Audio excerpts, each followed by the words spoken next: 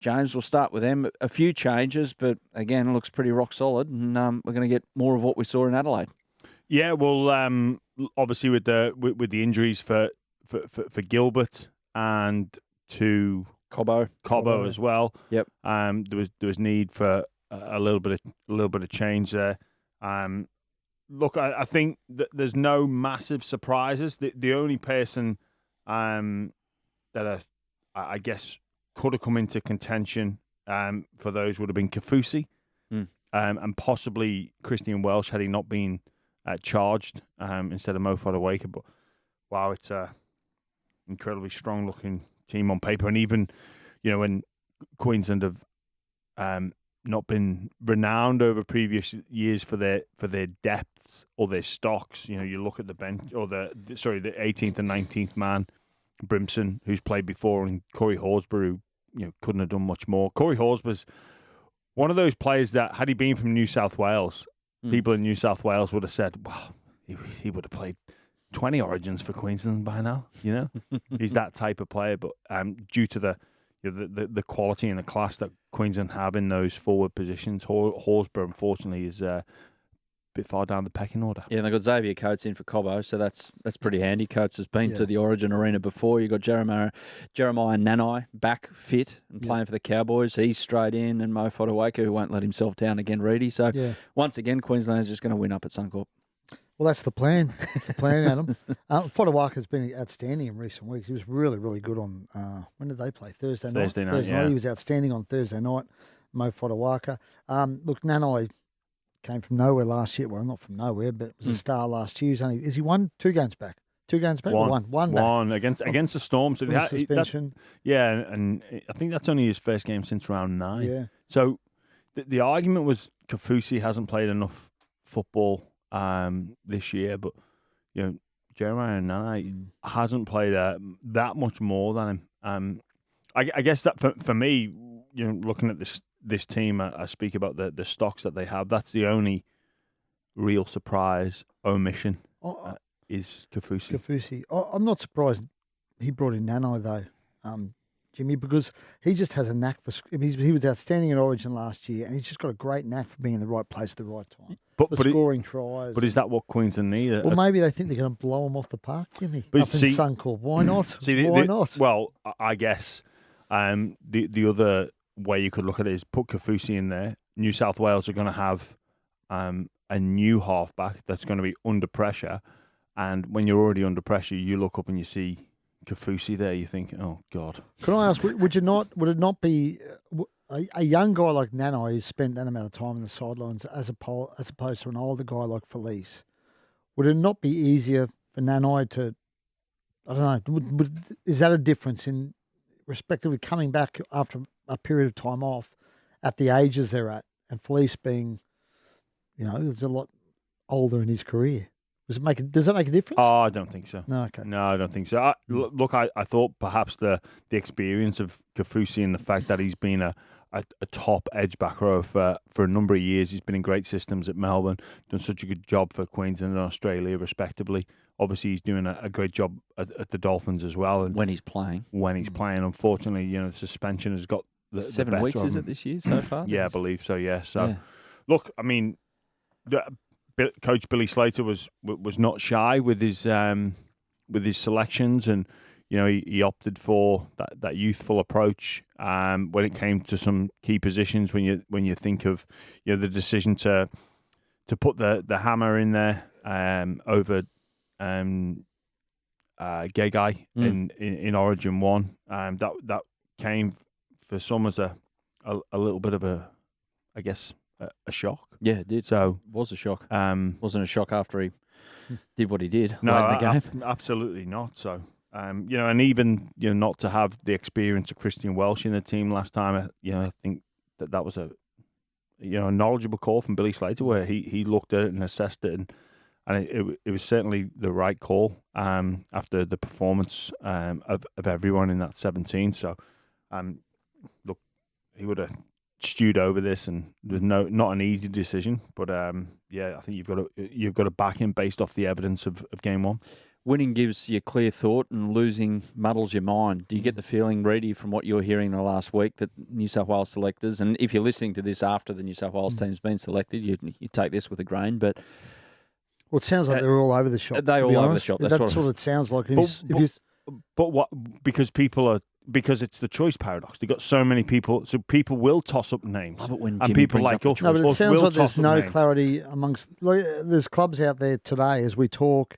You talk to them this morning. I've spoken to a few clubs, and they say they've had no guidance. They've got no idea what New South Wales is giving them, no indication about which direction they're going and what they're doing. Because the clubs don't need to know. Well, they are their players, Jimmy. You've got to communicate. There's got to be some communication. Well, because but perhaps that Freddie Fittler and his staff know if we start blabbing to the clubs, then it all leaks out. Doesn't stop them in the past. People Why they like suddenly Brent Read will decided to call clamp up and down get the now? info and put it on the internet. I reckon they are dead set all over this. I don't think they know what's going on. And I'll tell you what wouldn't help them yesterday is Nico going out playing like Nico did yesterday. That hasn't helped them because, well, maybe it has helped them. Maybe it has given them clarity. But I honestly, I think they're muddled. I don't think they, at the moment, I think they're going into this game at 4 o'clock. You think going into this game at 4 o'clock, he doesn't know his team? Yes. Yes. How many positions before the weekend do you think were up for grabs? And how many of those are legitimate in terms of like injury and head knock? Well, halfback was up for grabs, right? You think it generally was up for grabs? Yes. Yep.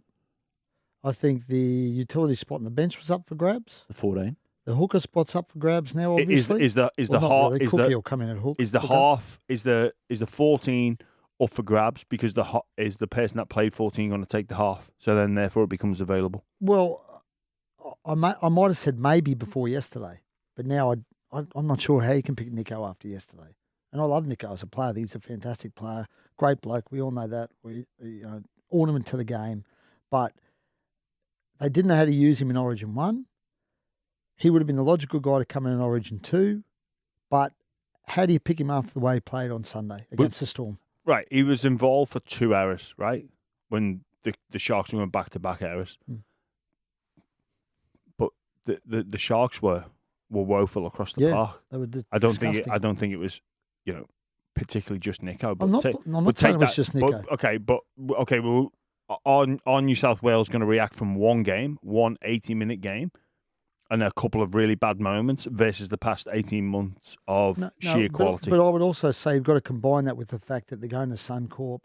Nico's never started an Origin game. He hasn't played a lot of big games in his career. Okay, well, that argument, he's not started an Origin game. The other 2 contenders, how many have they started? Well, Mitch has played 1. Okay. That's 1 more than Nico. That they lost. And he's played a grand final. He's played in big games. How about this one, Reedy? Nico's played a grand final. Yeah. 2020. He hasn't played a lot of big games, I'm saying. And did Nico was off the bench in 2020? Or was he just outside the squad? No, I think he came off the bench. Okay. Yeah. All right. Okay. Well, we'll talk about all the reasons not to pick Nico, but how about all the reasons to pick him? Yeah, he's not been there before, so he's not felt a real loss. Jimmy, I actually don't care who they pick. I don't think it matters. Here we go. What I'm saying is, I don't think they will pick him. I don't think Sunday would have helped. What about this as a question? I think they were already leaning away from picking him. All the mail earlier in the week was they were going to go with Mitch Moses. All the mail. Yeah. Pre-game Everyone heard it. Pre-game one. But then you just to go into bat for New South Wales a little bit, and you're saying they're all over the place. I think some of that is the causation of injury, the causation of some niggling injuries and some doubt there whether some players will be fit or not be fit. I think they'll be pretty solid across the board, and they've had like, okay, well, if Latrell doesn't play, here's where we go. If Murray isn't fit, here's where we go. I'm sure that's got a lot to do with it. And then that generates conversation, like it would have happened with Queensland. And Regan Campbell-Gillard's got to play the Savo, and if he gets through, maybe he comes in instead of Daniel Safidi. So they got a lot of balls in the air. Have they made up? Have they? RCG and the Penrith boys. But apparently he's in the mix if he gets through the Savo. Here's a question for you both. Pre-game one, say if Nathan went down pre-game one, would it have been automatic that Nico would have gone into the number 7? Yeah. Yes. Yeah. Yeah. So what's changed in the last 3 weeks? I agree. Well, is it Nico's performances? I would say he's had a bad performance. He missed a big tackle in Origin. Do they at the end of that game in the centres? Yeah, in the centres, but he still missed it. Well, no. Hold on. Let me take you back. Take me back. Take you back to that. Take me back. You're talking about the miss on Tabby dive for Munster. those try. Yes. Not his fault. Okay. Not his fault. Anyway, No. If you watch that play back, yeah, where Nico is, Munster should have been tackled by Liam Martin. well, probably, but he also missed the tackle. But there's a common misconception with people who look at missed tackles. James Maloney, key example, missed tackles. Doesn't matter. Missed tackles, kind of like they're saying there's lies, damn lies in statistics. Missed tackles aren't always a true reflection on how good a defender you are or a system of defense that you. I'm not saying he's a bad defender. I know, but you're saying he missed a big tackle, but Yes. I'm saying it wasn't his fault. I understand that, but I'm still saying he missed the tackle. Yeah, but it's irrelevant.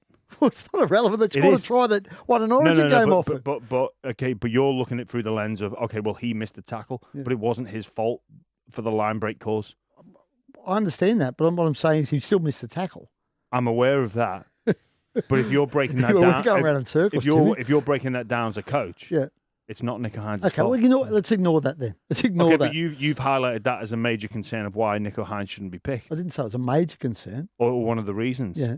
So I'm refuting that. Okay, ignore that. Take that out then. The fog around this question though is defensively, Nico Hines, is he up to it in Origin when he's going to have to tackle for 80 minutes when they're going to target him? Is he? Yeah.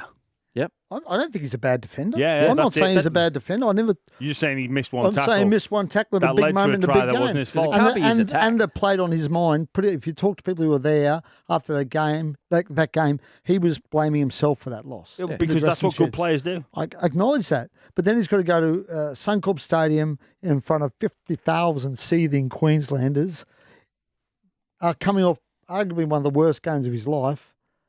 And try and save the series for New South Wales. I've said it before. I don't think it's fair on him. I don't think it's the right thing to do by him. I'm sure he'd handle it, but I'm saying I don't think it's the right thing to do by him. So I think for me, I'd pick Nico. Like hearing him speak publicly about wanting this, he's not scared by the occasion. I think he'd go up there full of confidence. Look, whoever wears that number 7 jersey, even if Nathan Cleary was going to be under a heap of pressure. Let's look at an alternative universe where Cleary doesn't do his hamstring against the Dragons. Like, the pressure's on him anyway. To perform. Like, can he go up there and get the job done? He's the best player in the game. He's took Penrith back-to-back champions. They might have an opportunity again, but the talk would be, he hasn't delivered enough in Origin. He'd be under an immense amount of pressure. Absolutely. If it's Reynolds or if it's Moses, they're going to be under pressure.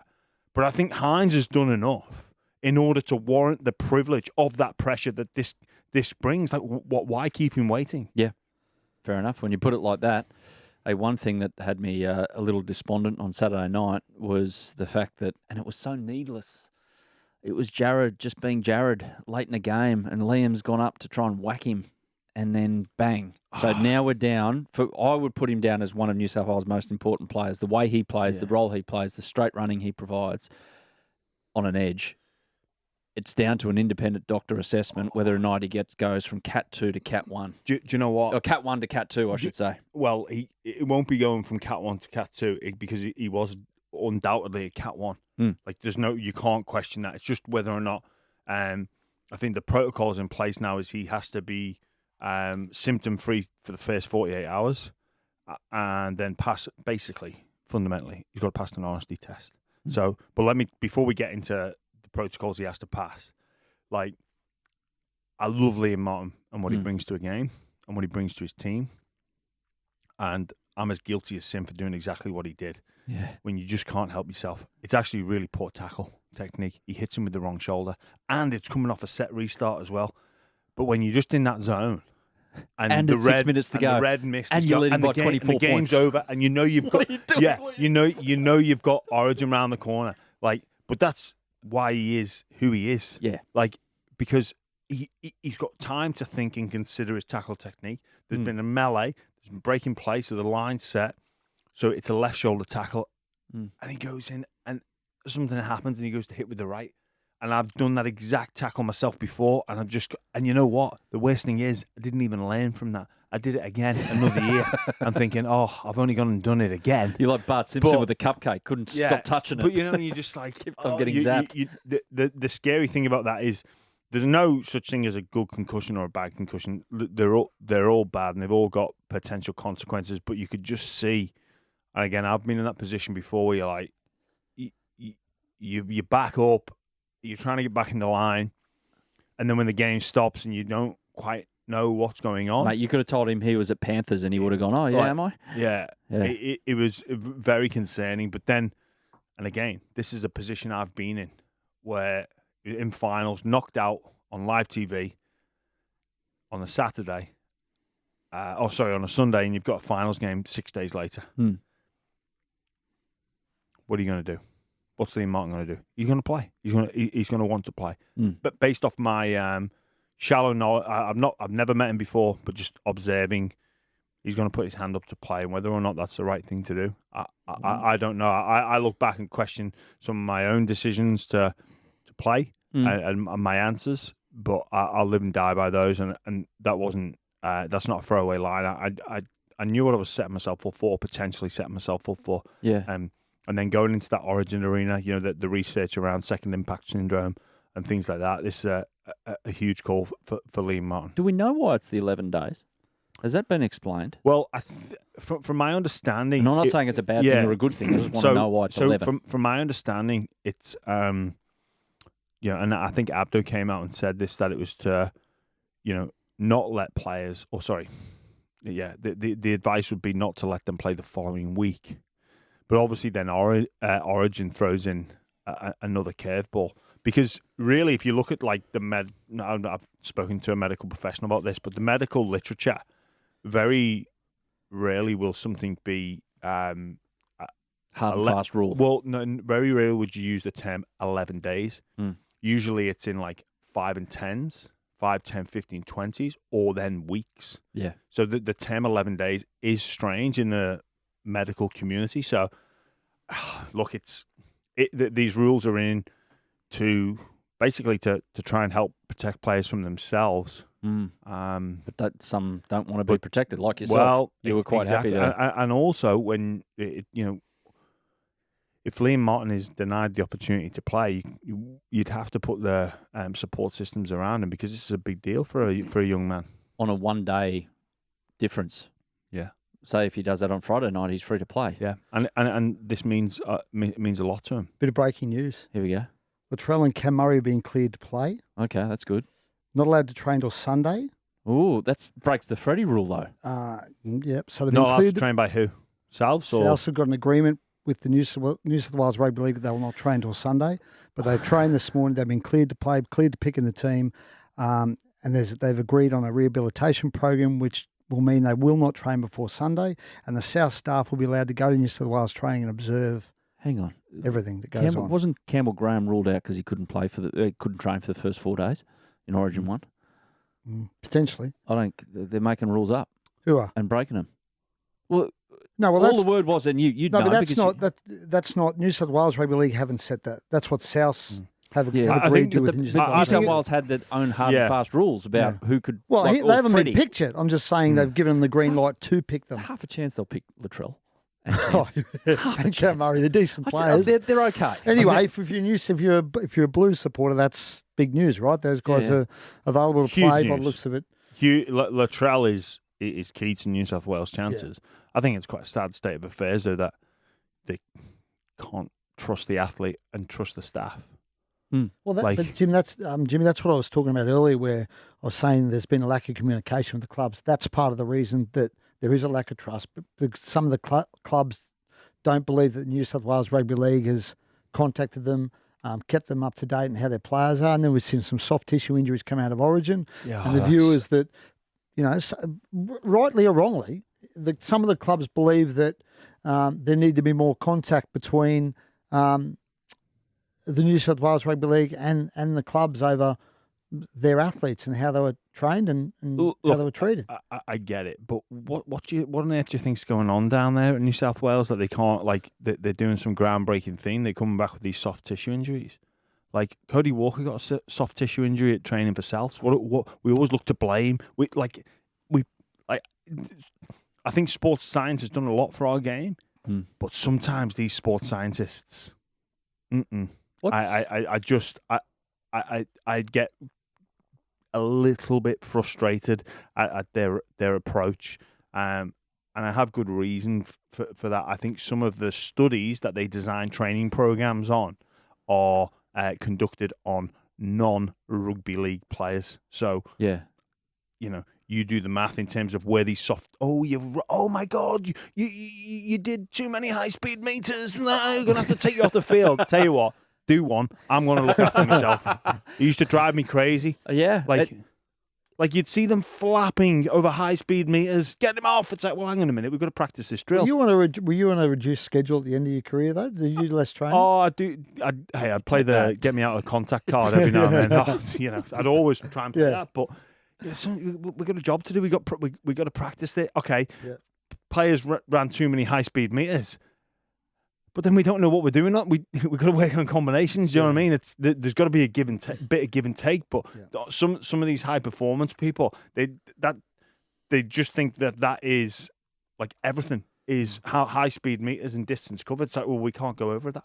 So once have we got some more work to do? It's big news on Latrell though. I mean, he's the sort of guy who'll go up there and relish playing at Suncorp Stadium in front of. He's the man. Those 50,000 seething Queenslanders I spoke. He loves that being the man on the biggest stage. And if I'm I am a Queenslander. I was going to say if I'm a Queenslander, I am a Queenslander. You sure about that worries me. Like that's for me. Good. And seeing the way Tommy played on the weekend, you've got that threat of Tommy and Latrell back in the centres for New South Wales. That's a massive concern. This game now, and it already was. This is set up for Latrell Mitchell. Like the script couldn't have been written any better. For Latrell Mitchell to go up there, have the game of his life, and rescue the series for New South Wales. Put on a decider down here at a core stadium. Watch it sell out. Jimmy, we can't have that because then I'll have to buy all your lot lunch. Oh.